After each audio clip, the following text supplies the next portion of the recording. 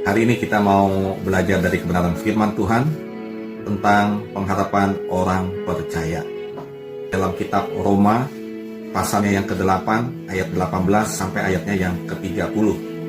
Tapi saya akan bacakan hanya ayat yang ke-18 saja. Dikatakan, sebab aku yakin bahwa penderitaan zaman sekarang ini tidak dapat dibandingkan dengan kemuliaan yang akan dinyatakan kepada kita.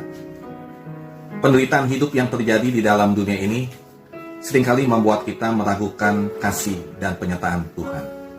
Mungkin ada di antara kita yang saat ini mulai lemah iman karena kesulitan-kesulitan ini. Belum lagi dampak perekonomian yang sudah mulai dirasakan saudara.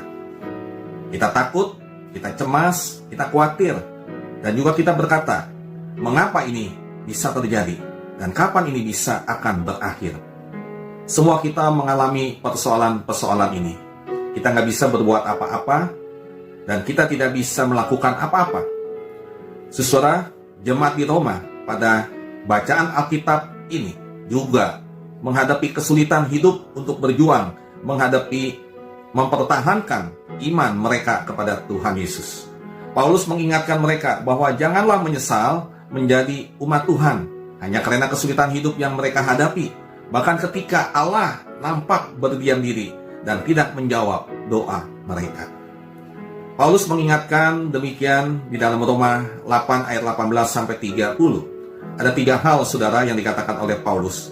Yang pertama, ayat 18 sampai 25. Kemuliaan yang akan datang melampaui penderitaan yang kita alami saat ini. Karena itu, saudara, kita tetap mempertahankan iman dan hidup benar di hadapan Allah.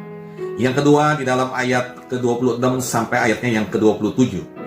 Kita nggak pernah sendirian memikul beban kita, tetapi ada Roh Kudus yang menyertai dan membantu kita berdoa kepada Bapa. Yang ketiga, ayat 28 sampai ayatnya yang ke-30.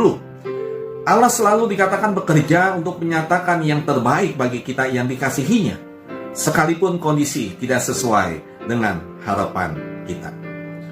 Saudara yang terkasih, tetaplah percaya penuh pada pemeliharaan Allah.